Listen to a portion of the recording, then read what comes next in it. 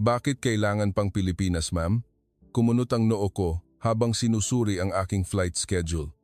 Ang aking manager na nakakita sa aking reaksyon ay tumawa. Hindi ka pa yata nakabiyahe ng Manila, Elena? Nag-aagawa ng lahat para sa rutang yan. Subukan mo lang minsan, sabi niya. Ngunit hindi ko talaga maintindihan. Pero hinding-hindi ko inaasahan na ang isang flight na ito ang magpapabago sa kapalaran ko magpakailanman. Ako si Elena, isang flight attendant sa 3 taon ng Lufthansa na nakabase sa Frankfurt Airport. Bata pa lang ako, pangarap ko nang libutin ang mundo. Bagaman gusto ng mga magulang ko na maging doktor o abogado ako, pinili ko ang buhay ng paglipad sa iba't ibang sulok ng mundo. Mahusay ako sa French at Spanish at kinilala bilang isang first-class cabin crew ng Lufthansa. Pero kahit ganoon, bakit kailangan pang Pilipinas? Ang alam ko lang tungkol sa bansang iyon ay ang balita tungkol sa kaguluhan sa politika at ang komplikadong problema sa trapiko. Madalas, magreklamo ang mga kasamahan ko na ang mga pasaherong Asyano ay mahilig magreklamo at maingay lalo na pagkatapos kong maranasan ang mga ruta papuntang China at iba pang bansa sa Asya, kaya sinubukan kong iwasan ang mga flight papunta sa direksyong ito hanggat maaari. Sa araw ng paglipad, nagbuntong hininga ako habang inaayos ang aking uniforme sa harap ng salamin, mahigit 2 oras na long-haul flight at ito pa ang kauna-unahang beses ko sa Pilipinas. Sabay na dumating ang tensyon at pag-aalala. Sa lahat ng cabin crew, sisimulan na po ang boarding para sa mga pasahero. Narinig ko ang anunsyo. Ang mga pasahero ng flight papuntang Maynila ay nagsimulang umakyat ng isa-isa. Taliwas sa inaasahan ko, halos lahat ng pasahero ay tahimik na naghahanap ng kani-kanilang upuan. Maging ang mga bata ay masunuring umupo ng maayos sa tabi ng kanilang mga magulang. Siguro dahil hindi pa umaalis ang eroplano, naisip ko. Lumipad ang eroplano at nagsimula ang unang serbisyo pagkatapos mag-take off. Sa bawat pagtulak ko ng trolley ng inumin sa bawat hilera, lalo akong nagtataka, halos lahat ng pasahero ay magalang na nagpasalamat sa Ingles o Tagalog. Humanga ako nang makita ko silang nagtatabi ng kanilang mga lata ng inumin o baso. Hindi ito ang Asya na naririnig ko, bulong ko sa kasamahan ko. Sa kalagitnaan ng flight, biglang nagkaroon ng emergency. Isang lalaking nasa 14A ang namimilipit ang mukha at nakahawak sa tiyan. May problema po ba kayo? Dali-dali akong lumapit at nagtanong, ngunit hindi niya maintindihan ang Ingles. Lalo siyang namutla at hirap na hirap huminga. Nagsimulang manginig ang kamay ko. Ang emergency ay ang pinakamasamang bangungot ng bawat flight attendant. May maitutulong po ba ako? Biglang lumapit sa akin ang isang binata na nakaupo sa 30C. Isa siyang Pilipino, mukhang maayos, nakasuot ng malinis na dark blue na polo shirt at may kalmadong tingin. Medical student po ako. Hayaan niyo po akong tumulong, sabi niya sa matatas na Ingles. Matapos magtanong ng ilang bagay sa pasyente sa Tagalog, bumaling siya sa akin at nagpaliwanag sa Ingles. Parang acute food poisoning. May pain reliever po ba o gamot para sa tiyan sa first aid kit ng eroplano? Sandali akong natulala sa kalmado niyang boses, ngunit dali-dali akong bumalik sa realidad. Mayroon po, kukunin ko po agad. Habang kumukuha ako ng medical kit, hinawakan niya ang kamay ng pasyente at kinausap ito upang pakalmahin. Nang dalhin ko ang gamot at tubig, tinulungan niya ang pasyente na uminom ng gamot at marahang minasahe ang tiyan nito. Ang kanyang kamay ay malambot ngunit puno ng kumpiyansa. Pagkalipas ng halos kalahating oras, kapansin-pansing bumuti ang kalagayan ng pasyente. Paulit-ulit siyang nagpasalamat habang humihinga ng maluwag. Maraming salamat po talaga. Kung wala po kayo, sabi ko ng taos puso. Ngumiti siya ng may init at sumagot, ako po si Arturo. Wala po yun, maliit na bagay lang po. Sa sandaling nagtagpo ang mga mata namin ni Arturo, may kakaiba akong naramdaman. Kumabog ang dibdib ko, parang may maliit na air pocket. Hindi ko mawari kung ang pakiramdam na ito ay pasasalamat lang o kung may iba pa. Ako po si Elena. Salamat sa pagtulong. Pakiramdam ko, mas mataas ang boses ko kaysa dati. Sa natitirang bahagi ng flight, naramdaman kong palihim na sumusulyap ang aking mga mata sa upuan 30C ng maraming beses. Si Arturo ay tahimik na nagbabasa ng libro at nakikinig ng musika.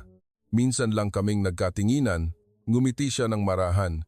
Sa sandaling iyon, naramdaman kong may gumalaw sa loob ng puso ko. Unti-unting lumiwanag ang langit sa labas ng bintana. Ang eroplano ay pumasok na sa himpapawid ng Pilipinas at malapit nang lumapag sa Ninoy Aquino International Airport, NAIA. May kutob ako na ang flight papuntang Pilipinas na lagi kong iniiwasan ay magbabago sa buhay ko kahit hindi ko pa alam kung bakit.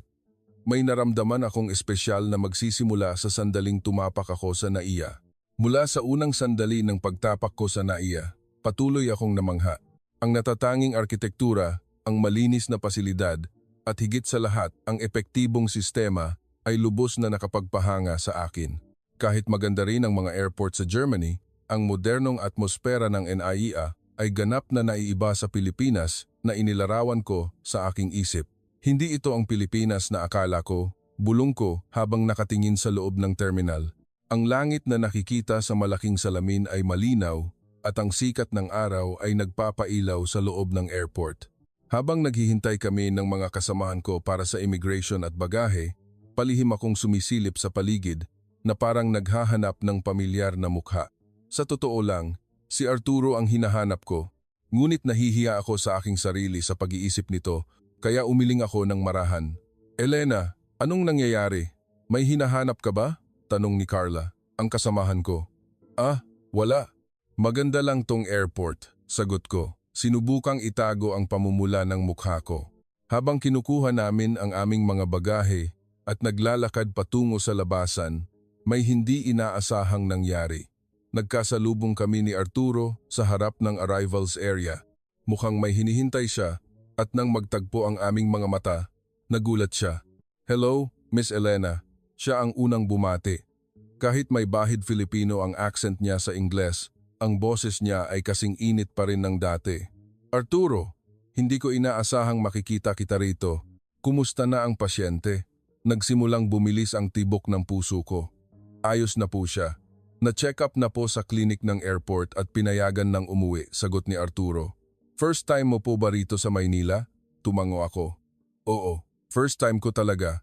Napaka-moderno at mas malinis kaysa sa inaakala ko. Ilang araw po kayo rito sa Maynila? Tanong niya. 2 araw lang. Kailangan ko nang lumipad pabalik ng Frankfurt, sagot ko.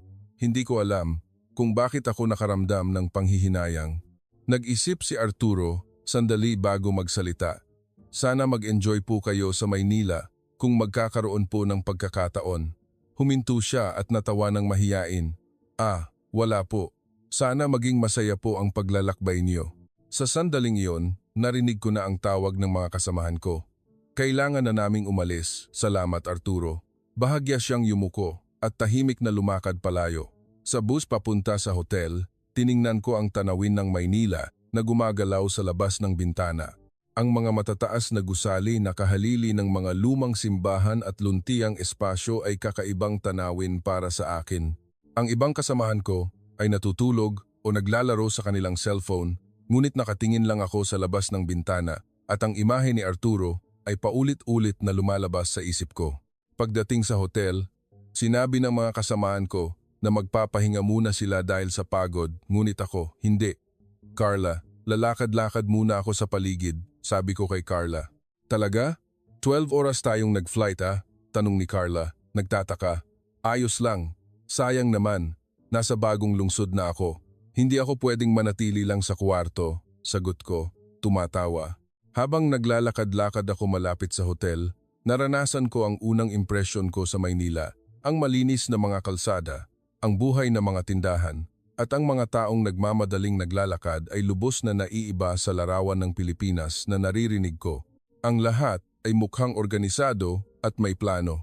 Pumasok ako sa isang maliit na coffee shop at umorder ng Amerikano. Sa simula, nag-alala ako kung makakapagsalita ba ng Ingles ang barista, ngunit siya ay matatas makipag-usap. Habang naghihintay ako ng kape, tumayo ako at tiningnan ang kalsada sa labas ng bintana. Ang mga salita ni Arturo ay bumalik sa aking isip kung magkakaroon ng pagkakataon. Ano kaya ang sasabihin niya? Mabait lang siya. Isa siyang medical student at isa ka lang flight attendant na dumaan, sabi ko sa sarili ko. Ngunit sa loob ng puso ko, Lumaki ang pag-asa na makita si Arturo ulit, kahit alam kong halos imposible itong mangyari sa malawak na Maynila. Sa daan pabalik sa hotel, nagawi ako sa isang maliit na souvenir shop. Sa mga estante, maraming Pilipinong trinkets ang nakalagay. Matapos mag-alinlangan sandali, bumili ako ng isang magandang maliit na jeepney replica. Walang espesyal na dahilan. Gusto ko lang itong maging alaala ng biyahe na ito. Pagbalik sa kwarto at pagbukas ng bintana, ang mga ilaw ng gabi ng Maynila ay lumabas sa harap ko. Ang kumikinang na mga ilaw ng lungsod ay parang mga bituin sa kalangitan. Nagbuntong hininga ako. Kakaiba na ang hindi pamilyar na lugar na ito ay nagbigay sa akin ng pakiramdam ng pagiging pamilyar na parang kilala ko na ito noon pa man. Kinaumagahan, maaga akong nagising. Ang sikat ng araw ng umaga sa Maynila ay nagpapailaw sa kwarto. Pagkatapos ng simpleng almusal sa hotel, nagtungo ako sa Old City area kasama ang mga kasamahan ko ayon sa guidebook. Iyon ang pinakamagandang lugar upang maranasan ang tradisyonal na kultura ng Pilipinas. Sa wakas, makikita ko na ang totoong Pilipinas. Sabi ko, sumakay sa taxi ng may pananabik. Pagdating sa Old City, lumabas ang mga makitid na eskinita at tradisyonal na mga gusali. Puno ang magkabilang gilid ng mga tindahan ng souvenir, tea houses at galleries. Nakakabighani ang mga larawan ng mga kabataan na nakasuot ng barutsaya na nagpapakuha ng litrato. Tingnan mo yon, Elena. Mukhang isang lumang herbal tea house. Itinuro ng isang kaibigan ang isang kaakit-akit na bahay na may istilong Kastila. Pumasok kami sa tindahan at umorder ng sagot gulaman at tradisyonal na kakanin. Kakaiba ang lasa. Kumunot ng bahagya ang noo ko pagkatapos sumipsip ng sagot gulaman. Ang matamis na lasa nito ay hindi pamilyar sa simula, ngunit nakakapag-relax ito sa pangalawang sipsip. Pagkatapos umalis sa tea house, nagpatuloy kaming mag-explore sa mga eskinita. Nakatingin kami sa iba't ibang tindahan, nakalimutan ang oras. Lalo na ang mga parol na gawa sa papel at ang magagandang abaniko. Bumili ako ng isang set ng herbal tea bilang regalo sa mga magulang ko. Halos 2 oras kaming naglalakad. Ang mga kaibigan ko ay nagsimulang magreklamo na sumasakit na ang kanilang mga binti at umupo. Hindi ko na kaya. Magpahinga muna tayo. Umupo kami sa isang maliit na bangko. Kumuha ako ng bote ng tubig sa bag ko at uminom habang tinitingnan ang paligid. Nakaka-interes ang estilo ng pananamit ng mga Pilipino. Lahat ay mukhang maayos at malinis. Maglalakad-lakad lang ako sa kabilang kalsada. Magkita tayo rito pagkalipas ng kalahating oras, sabi ko kina Carla at sa iba pa. Ang paglalakad ng mag-isa ay nagbigay sa akin ng mas maraming pagkakataon na makita ang mga bagay-bagay. Isang manlilikha na nagsusulat ng mga letra gamit ang brush sa isang maliit na pagawaan, ang proseso ng paggawa ng mga lokal na handicrafts at maging ang mga bulaklak ng kalachuchi na namumukadkad sa mga sulok. Kumuha ako ng mga larawan ng bawat sandali. Nang malapit na ang oras ng aming pagkikita at naglalakad na ako pabalik sa bangko, bigla akong nakarinig ng isang tumawag sa pangalan ko mula sa likuran. Miss Elena. Sa sandaling narinig ko ang boses na iyon, kumabog ang puso ko. Nang lumingon ako, si Arturo nga. Nakasuot siya ng maong at simpleng puting polo shirt. May dala siyang libro. Arturo, hindi ka pani-paniwala na makikita kita rito. Hindi ko napigilan ang pagtataka ko. Nagulat din po ako. Weekend po kasi, kaya dumaan ako para bumili ng libro, sabi ni Arturo. Ipinakita ang libro na hawak niya isang medical textbook sa Ingles. Kumusta po ang paglalakbay niyo sa Maynila? Nag-enjoy po ba kayo? Tanong niya. Opo, napakagandang lungsod. Nagulat ako na mas moderno at mas malinis ito kaysa sa inaakala ko, sagot ko ng taos puso. Ngumiti si Arturo at nagsabi, marami pong dayuhan ang ganyan ang tingin kapag first time nilang dumating. Siguro po dahil may mga preconception na sila tungkol sa Pilipinas, tumayo kami at nag-usap sandali. Ikinuwento niya na nag-aaral siya ng medisina sa isang universidad sa Maynila at pangarap niyang magtrabaho sa Doctors Without Borders pagka-graduate. Ang pakikinig sa kanyang pangarap at dedikasyon ay nagpangiti sa akin. Ay, teka, na-late na pala ako sa appointment namin. Naghihintay na ang mga kasamahan ko. Nasaan po sila? Ihahatid ko na po kayo. Nag-alok si Arturo ng may kabaitan. Habang naglalakad kami pabalik sa bangko, napansin ko na mas magaan ang shoulder bag ko. Hala, nagulat ako at dali-daling binuksan ang bag ko. Nawala. Ang pasaporte at wallet ko ay wala na. Wala na. Ang pasaporte ko. Nagsimula akong magpanik at tumingin sa paligid. Nasa bangko lang yon kanina nang uminom ako ng tubig. Nanginginig ang boses ko. Walang mas nakakatakot pa kaysa sa mawalan ng pasaporte sa ibang bansa. Kailan po ang huling beses na chinek nyo? Tanong ni Arturo ng kalmado. Noong umupo ako sa bangko at uminom ng tubig. Sigurado akong nandoon pa yun sa bag ko. Kung ganoon po, baka naiwan nyo lang sa bangko. Dali, balikan natin, sabi ni Arturo. Hinawakan ng braso ko ng marahan. Dali-dali kaming bumalik sa bangko. Ngunit may ibang nakaupo na roon at hindi ko nakita ang bag ko. Naramdaman kong may luhang namumuo sa mga mata ko. Anong gagawin ko? Kung wala akong pasaporte, hindi ako makakauwi. Pinunasan ko ang mga luha ko. Huwag po kayong mag-alala. Kailangan nating mag-report sa istasyon ng pulis at kontakin ang German Embassy, sabi ni Arturo ng kalmado. Habang sinusubukan niya akong aliwin, dumating sina Carla at ang iba pa. Elena, saan ka galing?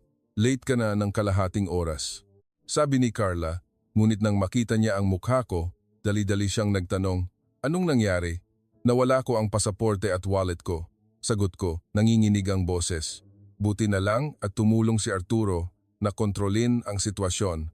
Mahusay siyang nagpaliwanag kay Carla sa Ingles at mabilis na nagplano. Tara na po sa pinakamalapit na istasyon ng pulis. Ako na po ang mag-guide. Sa daan papunta sa istasyon ng pulis, sinubukan kong pigilan ang mga luha na gustong kumawala. Tahimik na naglalakad sa tabi ko si Arturo at paminsan-minsan ay sinasabi, ayos lang po yan. Kakaiba, ngunit sa presensya lang niya, nagsimulang kumalma ang puso ko. Pagdating sa istasyon ng pulis, nang kailangan kong ipaliwanag ang buong kwento, nag-alok si Arturo na maging interpreter. Kung wala siya, imposible ito. Matapos punan ang mga papeles at magbigay ng pahayag, may nagulat na balita ang pulis. May nakakita po ng bag na to at dinala rito sa istasyon, ipinaliwanag ni Arturo ang sinabi ng pulis. Ito nga ang bag ko.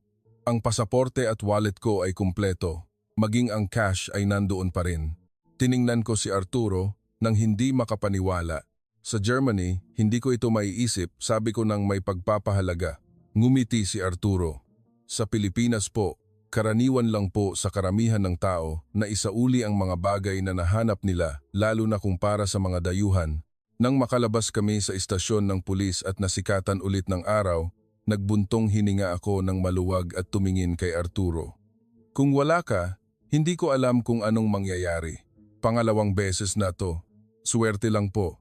Maliit na bagay lang po ang ginawa ko, sabi niya nang mahiyain. Ngunit alam kong hindi ito simpleng aksidente. Palaging lumalabas si Arturo sa mga oras na hirap ako at nagsisimula na akong maintindihan kung ano ang ibig sabihin nito. Pagkatapos umalis sa istasyon ng pulis at naglalakad sa mga eskinita, ang puso ko ay mabilis pa ring tumitibok. Hindi ka panipaniwala na nangyari sa akin ang ganito, ang mawala ang pasaporte sa ibang bansa at maibalik ito ng kahanga-hanga at si Arturo na lumabas ulit sa gitna ng krisis. Ngayon, pakiramdam ko, ang ganitong mga pagkakataon ay hindi na lang basta aksidente. Maraming salamat talaga, Arturo. Kung wala ka ngayon, ayaw ko nang isipin, sabi ko ng taos puso. Wala po yon. Nag-lunch na po ba kayo? Tanong ni Arturo. Nang tingnan ko ang orasan, lampas 1 PM na pala. Nagkatinginan ang mga kaibigan ko at kumindat. Babalik na kami sa hotel. Pagod na kami.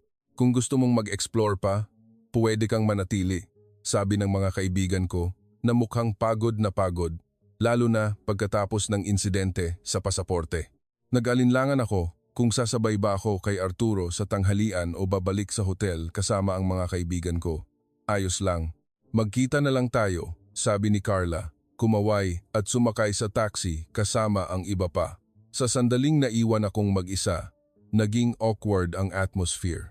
Ngayon ko lang na-realize na ito ang unang pagkakataon na magkasama kaming dalawa. Ang nanay ko po ay may maliit na karinderya. Gusto mo po bang mag-lunch doon kasama ako? Nag-alok si Arturo ng maingat. Nag-isip ako sandali. Ang pumunta sa restaurant ng pamilya ng isang lalaking hindi ko pa masyadong kilala ay medyo nakakabahala, ngunit batay sa nakaraan, 2 beses na akong tinulungan ni Arturo at pakiramdam ko, mapagkakatiwalaan siya. Isa pa, ito ay magandang pagkakataon upang tikman ang authentic Filipino food. Talaga? Hindi ba nakakahiya? Tanong ko nang nag-aalinlangan ngunit puno ng kuryosidad. Hindi po. Gustong-gusto po ng nanay ko na mag-entertain ng mga foreign guest, lalo na kung galing sa Germany. Siguradong matutuwa po siya dahil ang kuya ko po ay nag-aaral din sa Germany, paliwanag ni Arturo. Umalis kami sa mataong kalye ng Old City at pumasok sa isang maliit na eskinita. Ito ay isang tahimik at mainit na lugar. Pagdaan namin sa makitid na eskinita, huminto si Arturo sa harap ng isang tindahan na may maliit na karatula, kusina ni Nanay. Taga Germany, welcome. Nang buksan ni Arturo ang pinto at pumasok, ang bango ng pagkain ay humalo sa mainit na hangin. Mas malaki ang loob ng tindahan kaysa sa inaakala ko. May ilang mesa. Ang pader ay pinalamutian ng mga souvenir mula sa iba't ibang bansa. May ilang customer na kumakain at sa kusina may isang babae na abala. Nanay, may bisita po ako, sabi ni Arturo sa Tagalog. Ang babae na lumabas sa kusina at nakasuot pa rin ng apron, ay tinanggap kami ng may ngiti. Ang nanay ni Arturo ay mas bata at mas masigla kaysa sa inilarawan ko sa aking isip. Naku, Arturo, bihira kang magdala ng kaibigan dito. Welcome, bati ng nanay ni Arturo sa matatas na Ingles. Nagulat ako, dating English professor po ang nanay ko sa universidad. Nag-retire na po at nagtayo ng restaurant na ito, paliwanag ni Arturo. Umupo kami sa mesa sa tabi ng bintana. At dali-dali namang naghanda ng pagkain ang nanay ni Arturo. Ipinaliwanag ni Arturo sa akin ang kultura ng pagkain sa Pilipinas. Kadalasan po, bigas ang pangunahing kinakain, kasama ng 2 o 3 ulam, at may sabaw po. Maya-maya, napuno ang mesa ng mga pagkain na mukhang masarap at mabango.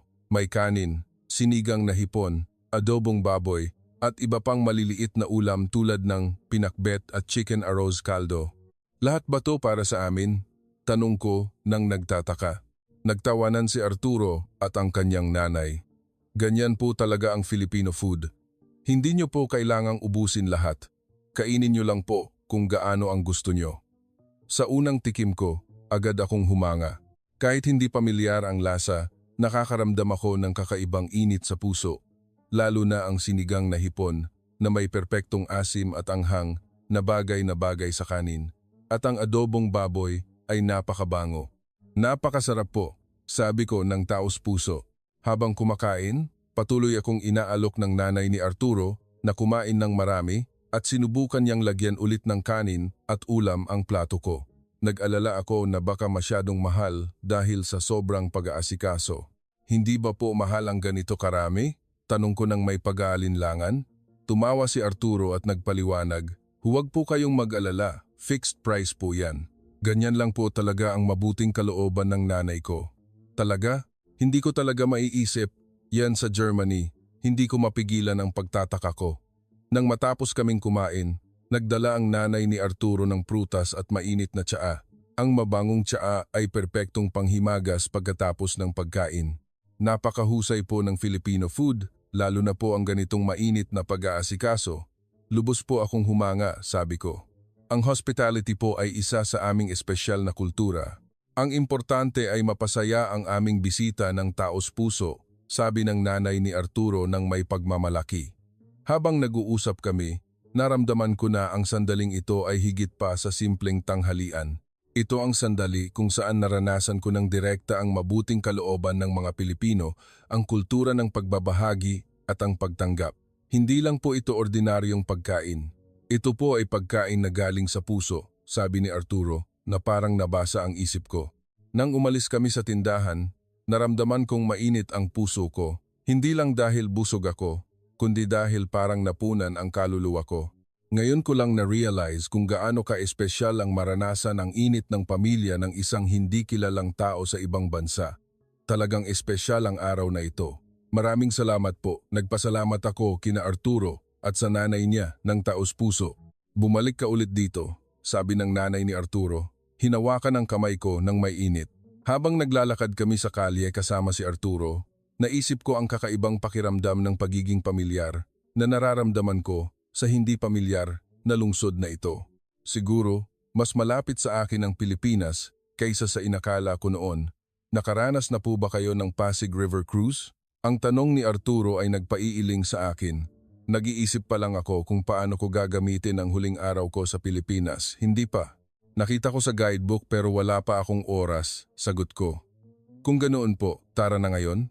Ipapakita ko po sa inyo ang totoong mukha ng Maynila, nag-alok si Arturo. Nag-alinlangan ako sandali. Lampas 3 p.m. na. At kailangan ko nang umalis bukas ng umaga, ngunit ayaw kong palampasin ang pagkakataong ito. Kung babalik ako sa Germany, hindi ko alam kung kailan ako makakabalik sa Pilipinas at makikita si Arturo ulit.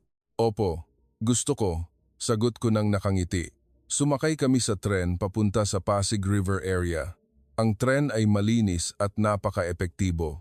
Ang lahat ng anunsyo ay sa Tagalog at Ingles, kaya madaling gamitin para sa mga dayuhan. Ang galing po talaga ng public transport ng Maynila. Siguro mas malinis at mas on time pa kaysa sa Germany, sabi ko ng totoo.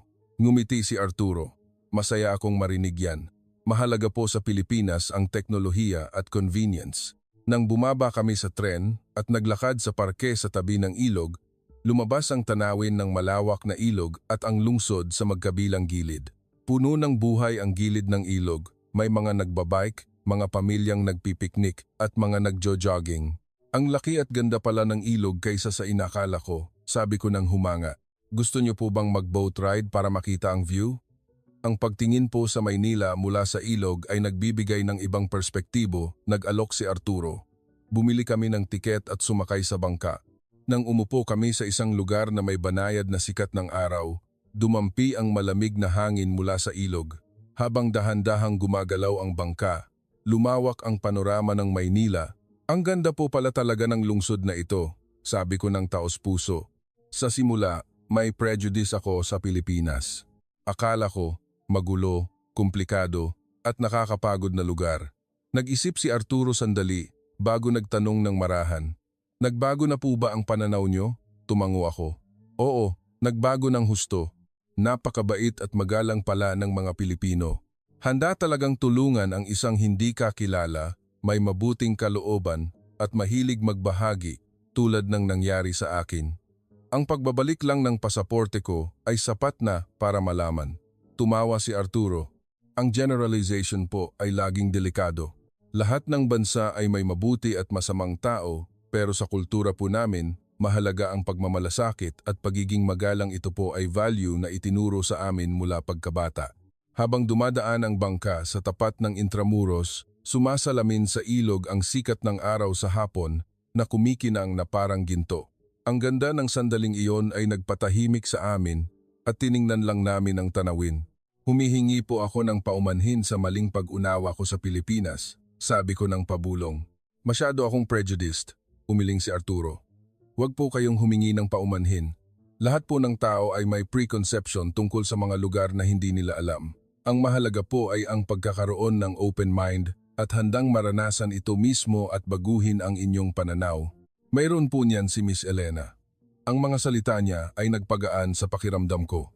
May kakaibang kakayahan si Arturo na mapagaan ang loob ko. Ang kanyang ugali na sinusubukang umintindi kaysa manghusga ay nagpapadama sa akin ng pagiging espesyal. Pagbalik ko sa Germany, siguradong mamimiss ko ang Pilipinas. Bulong ko ng mahina. Pwede po kayong bumalik, sabi ni Arturo. Sa susunod, ipapakita ko po sa inyo ang iba pang lugar tulad ng Cebu, Palawan at Vigan. Marami pang magagandang lugar sa Pilipinas. Ang mga salita niya ay nagpainit sa puso ko. Ang salitang sa susunod ay parang pangako na magkikita kami ulit, ngunit sa totoo lang, ang flight schedule ng Lufthansa ay hindi sigurado at maliit ang pagkakataon na makabalik ako sa rutang Maynila. Bakit po ang bait-bait mo sa akin? Sa isang dayuhan, hindi ko maiwasang magtanong. Nag-isip si Arturo sandali bago sumagot ng seryoso. Sa simula po, gusto ko lang tumulong sa isang taong mukhang nagkakaproblema pero ngayon, huminto siya at tumingin sa tubig. Ngayon po, masaya akong kasama ka, Elena. Ang kanyang prangka na pag-amin ay nagpamula sa mukha ko. Nagsimulang bumilis ang tibok ng puso ko. Alam ko kung ano ang pakiramdam na ito, ngunit natatakot akong tanggapin. Ang magkaroon ng ganitong pakiramdam sa isang taong nakilala ko lang sa loob ng 2 araw ay tila hindi makatotohanan. Masaya rin akong kasama ka, Arturo. Naglakas loob akong sabihin. Nagtagpo ang aming mga mata at sa sandaling iyon, may hindi maipaliwanag na nangyari sa aming dalawa. Dahan-dahang lumulutang ang bangka sa ilog. Nagsimulang lumiwanag ang mga ilaw ng gabi ng Maynila ng isa-isa. Ang ganda ng sunset. Itinuro ni Arturo ang langit. Ang pulang sikat ng araw ay kumalat sa Pasig River. Ang tanawin ay kasing ganda ng isang eksena sa pelikula. Gusto kong tandaan ang sandaling ito magpakailanman. Gusto mo po bang magpa-picture? Nag-alok si Arturo. Inabot ko sa kanya ang kamera ko at kinunan niya ako ng larawan na ang sunset ang background. Pagkatapos, kinunan ko naman siya. Sa huli, humingi kami ng tulong sa ibang turista para kunan kami ng litrato ng magkasama. Nang matapos ang boat ride, tumayo kami ng magkatabi. Tinitingnan ang Maynila sa gabi. Habang nakasandal kami sa railing at tinitingnan ang nagliliwanag na lungsod, napansin ko na dahan-dahang inabot ni Arturo ang kamay ko. Sa simula, medyo nagulat ako, ngunit pagkatapos, nakaramdam ako ng init at seguridad. Ang kanyang mainit na kamay ay nagbigay sa akin ng katiyakan. Bukas, babalik na po kayo, di ba? Tanong ni Arturo nang mahina. Oo, 10 AM ang flight ko. Hindi ko maitago ang panghihinayang ko. Hahatid ko po kayo sa airport? Nag-alok siya. Talaga? Ayos lang po ba? Wala po ba kayong klase o ibang gagawin? Nagulat ako. Wala po akong klase bukas, ngumiti si Arturo. Nang dumaong ang bangka, dahan-dahan kaming naglakad sa parke sa tabi ng ilog. Nagsimulang lumamig ang hangin habang gumagabi, kaya medyo nanginig ako. Kusa namang hinubad ni Arturo ang jacket niya at isinampay sa balikat ko. Salamat, sabi ko, hinigpitan ang jacket na may init pa niya. Sa daan pabalik sa hotel, marami kaming napag-usapan tungkol sa mga pangarap namin, pamilya, paboritong pagkain at mga lugar na napuntahan namin. Ang bawat pag-uusap ay naganap ng natural na parang matagal na kaming magkakilala. Pagdating sa harap ng hotel, ayaw ko siyang iwan. Magkita po tayo rito bukas ng 8 AM. Maraming salamat talaga, sabi ko ng taos puso.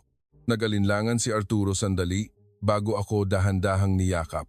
Ito ay isang maikli ngunit napakainit na yakap.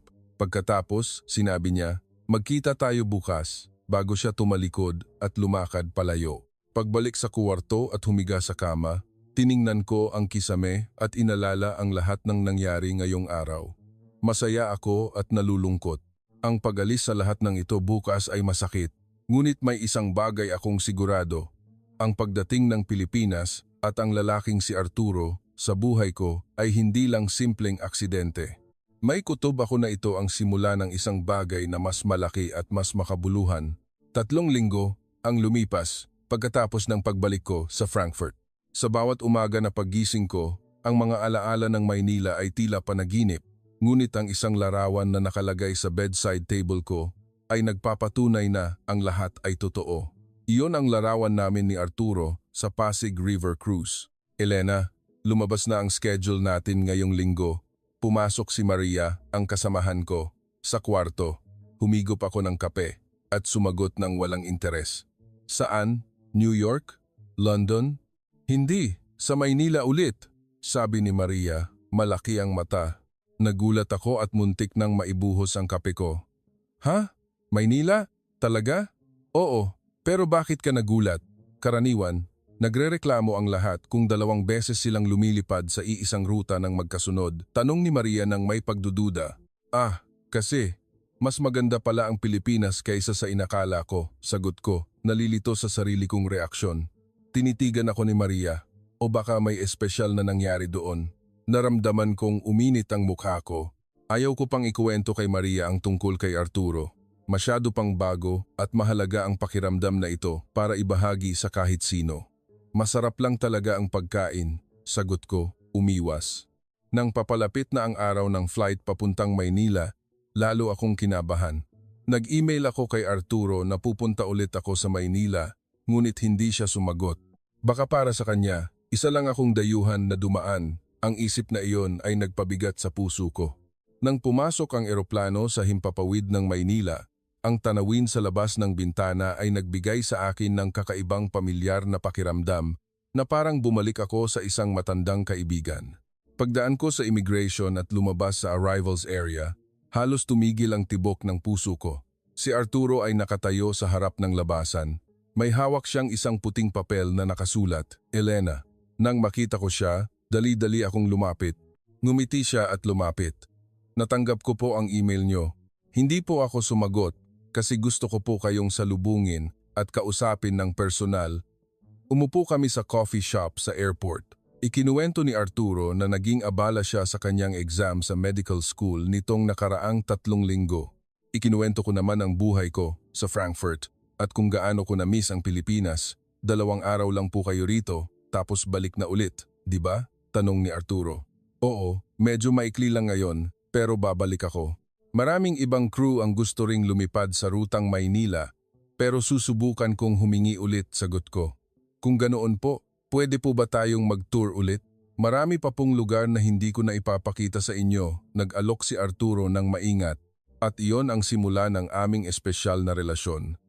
Bawat buwan, hinihingi ko ang flight schedule papuntang Maynila, at bawat beses, naghihintay si Arturo sa akin sa airport. Minsan 2 araw, minsan 3 araw kahit maikli lang ang oras, nag-tour kami sa buong Maynila. Mula sa Grand Palace at ang kagandahan ng Old City, ang night view mula sa matataas na gusali hanggang sa modernong BGC. Sa bawat lugar na napupuntahan namin, ikinukuwento sa akin ni Arturo ang kasaysayan at kultura ng Pilipinas. Sa ika-6 na pagbisita ko, naglalakad kami sa tabi ng magandang ilog na inayos ang landscaping. Hindi madali ang long-distance relationship, di ba? Sabi ko ng pabulong. Mahigpit na hinawakan ni Arturo ang kamay ko. Kahit mahirap, sa tuwing naiisip ko na makikita kita, nagkakaroon ako ng lakas para lumaban sa buong buwan. Pero masakit tuwing magpapaalam, sabi ko ng taos puso. Umupo kami sa isang bangko at tiningnan ang kalangitan ng gabi ng Maynila. Kahit kalangitan ito ng malaking lungsod, kung saan hindi masyadong nakikita ang mga bituin, may ilang kumikinang pa rin. Elena, pwede ka bang manatili na lang sa Pilipinas magpakailanman? Biglang tanong ni Arturo. Nagulat ako at tiningnan siya. Ang kanyang mga mata ay nagpapakita ng pagnanasa at pag-aalala. Ibig mong sabihin, lumipat dito, pero paano ang trabaho ko? Hindi ako nakapagsalita. Alam kong makasarili ang hiling na to, pero napakahirap mamuhay nang wala ka, sabi ni Arturo ng mahina. Nang gabing iyon, bumalik ako sa hotel room ko at hindi ako nakatulog. Ang alok ni Arturo ay umiikot sa isip ko. Ang paglipat sa Pilipinas ay nangangahulugan ng pagdedesisyon na ganap na babaguhin ang buhay ko. Ang iwanan ang pamilya, mga kaibigan at ang buong karera para magsimula ng bagong buhay sa ibang bansa ay nakakatakot at hindi sigurado, ngunit sa parehong oras, alam ko sa puso ko ang sagot.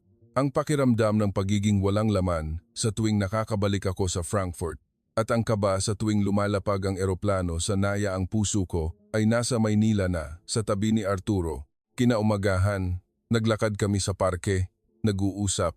Napag-isipan ko na huminga ako ng malalim bago magsalita. Lilipat ako dito.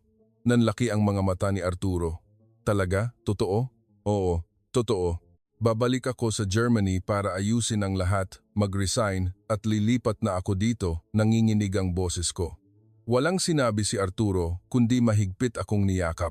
Sa kanyang yakap, nakaramdam ako ng katiyakan na tama ang desisyon kong ito. Kahit may pag-aalala, mas malaki ang pag-asa at pananabik. Kailangan ko na sigurong mag-aral ng Tagalog, sabi ko, tumingala mula sa yakap ni Arturo at ngumiti. Ako na ang magtuturo sa iyo. Huwag kang mag-alala, sagot ni Arturo. Sa flight pabalik ng Frankfurt, tiningnan ko ang tanawin ng Maynila na paliit ng paliit sa labas ng bintana. May dalawang magkasalungat na emosyon sa puso ko. Pangungulila sa pamilya at mga kaibigan sa Germany at pananabik na makabalik sa Pilipinas magpakailanman. Ang natitirang balakid ay ang pagsasabi nito sa pamilya ko. Lalo na ang reaksyon ng mga magulang ko ang nagpabigat sa loob ko. Pero determinado na ako. Ito na siguro ang pinakamatapang na desisyon sa buhay ko. Pero naniniwala ako na ito rin ang magiging pinakamasayang desisyon. Nang tumaas ang eroplano sa mga ulap, tiningnan ko ang asul na kalangitan sa labas ng bintana. Sino ang mag-aakala na ang flight na lagi kong kinaiinisan, ang unang flight papuntang Pilipinas, ang magbabago sa buhay ko ng husto?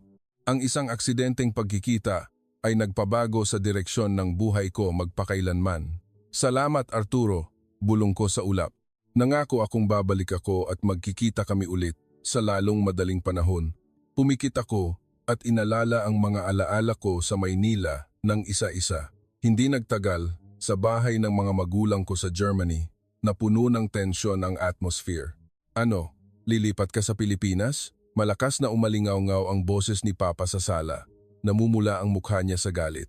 Si Mama naman ay nagulat at hindi makapagsalita. Nakaupo ako sa hapagkainan at ininom ang tubig, nanginginig ang kamay. 2 araw pagkatapos ng pagdating ko sa Germany, naglakas loob akong sabihin ang desisyon ko sa mga magulang ko at ang reaksyon nila ay tulad ng inaasahan. Elena, baliw ka na ba? Iiwan mo ang buong karera at kinabukasan mo? Sigaw ni Papa.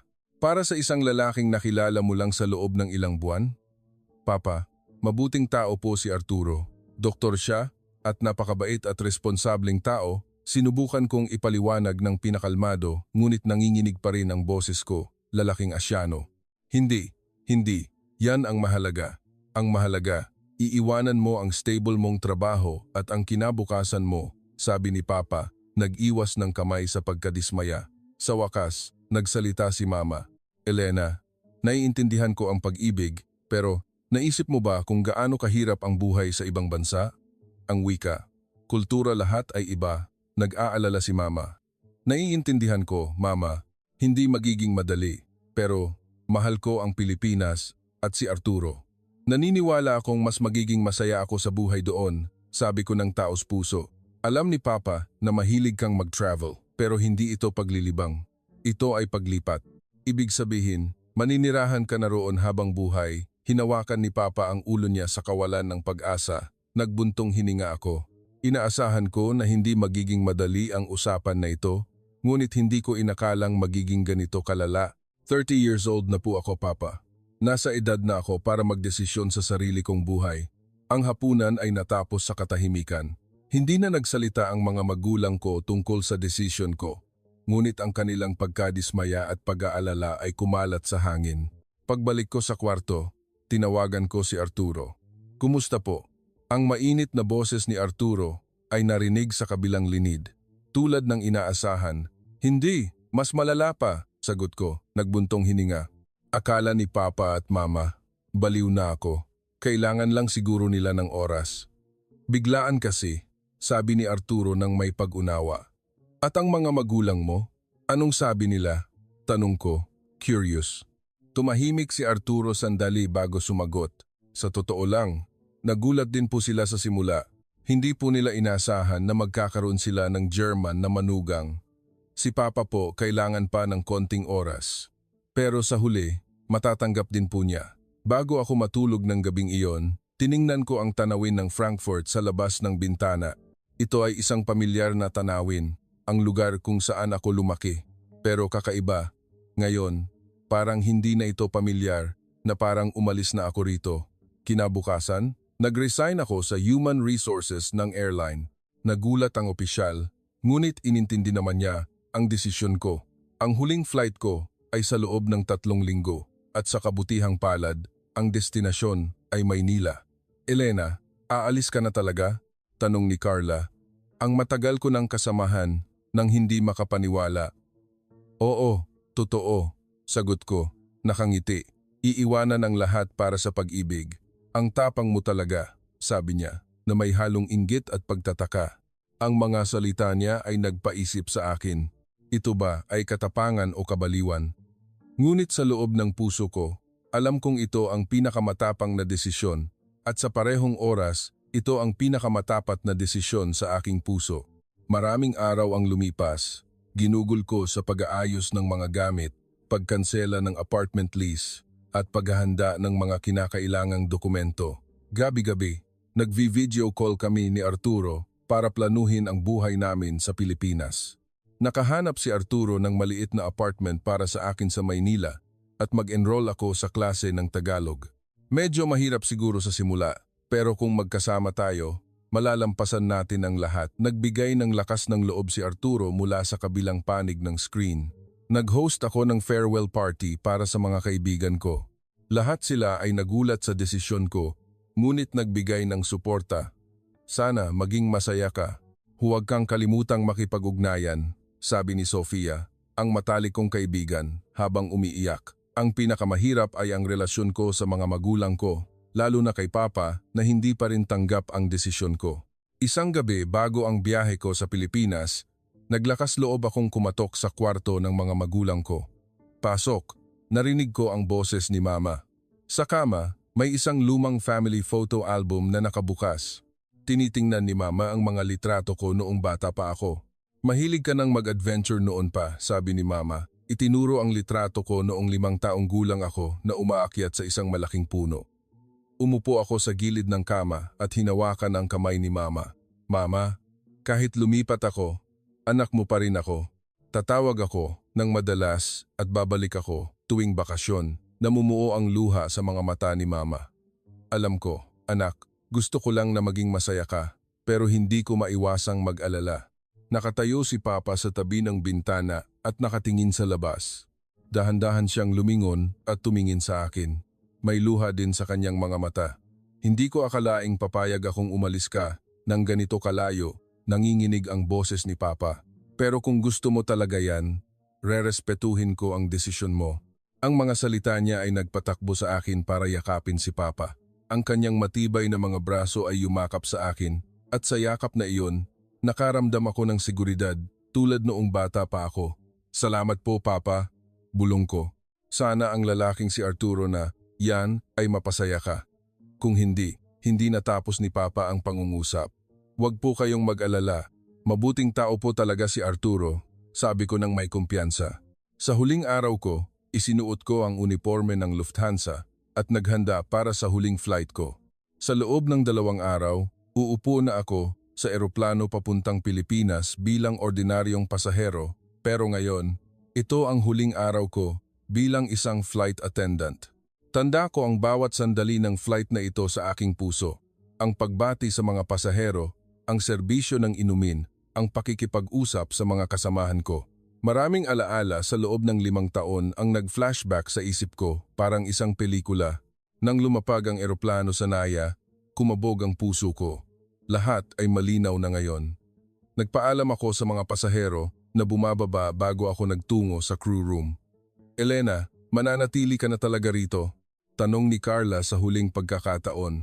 Oo, sa loob ng 2 araw, babalik ako sa Germany para mag-impake at lilipat na ako rito ng tuluyan, sagot ko ng may kumpiyansa. Sa sandaling lumabas ako ng airport, nakita ko si Arturo. Nakatayo siya sa harap ng labasan, tulad ng dati. Pero may kakaiba ngayon. May hawak siyang maliit na bouquet ng bulaklak at sa tabi niya, naroon ang nanay at tatay niya. Elena, ngumiti si Arturo at lumapit. Ito po ang tatay at nanay ko. Gusto po nilang makilala ka ng personal. Niyakap ako ng may init ng nanay ni Arturo at magalang na yumuko ang tatay niya. Salamat sa pagiging bahagi ng pamilya namin, sabi ng nanay ni Arturo sa Ingles na medyo may halong Tagalog. Sa sandaling iyon, naramdaman ko na nawala ang lahat ng takot at pag-aalala ko. Sigurado ako na tama ang desisyon ko. Ang bagong kabanata ng buhay ko ay magsisimula na sa hindi pamilyar na lupaing ito kasama ang bago kong pamilya. Salamat po. Masaya po talaga ako, sagot ko ng taos puso. Sabay-sabay kaming lumabas ng airport. Ang maliwanag na sikat ng araw ng Maynila ay tinanggap kami. Ang daan sa harap ay hindi laging magiging madali. Ngunit handa na ako dahil nasa tabi ko si Arturo. At habang hawak ko ang kamay niya, pakiramdam ko, malalampasan ko ang lahat ng balakid. Welcome home, Elena. Ito na ang bahay mo, sabi ni Arturo nang may mainit na ngiti. Huminga ako ng malalim at humakbang sa bagong buhay ko. Nagsisimula na ang tunay na adventure. May nagsabi na ang buhay ng isang tao ay nagbabago depende sa kung sino, saan at kailan natin makikilala. Mahigpit kong hinawakan ang kamay ni Arturo at sinabi, Ang una mong pagbati na hello po ang pinakamainit na pagbati sa buhay ko. Minsan, dumadaloy ang buhay ng isang tao sa direksyon na hindi inaasahan, ngunit kung hahayaan natin itong mangyari at magtitipon ng lakas ng loob, ang kaligayahan ay maaaring naghihintay sa atin. Nilikha ko ang katapangan na iyon, at ngayon, ako na ang pinakamasayang tao dahil ang pag-ibig na nagsimula sa isang hindi pamilyar na lupain ay naging lahat sa buhay ko.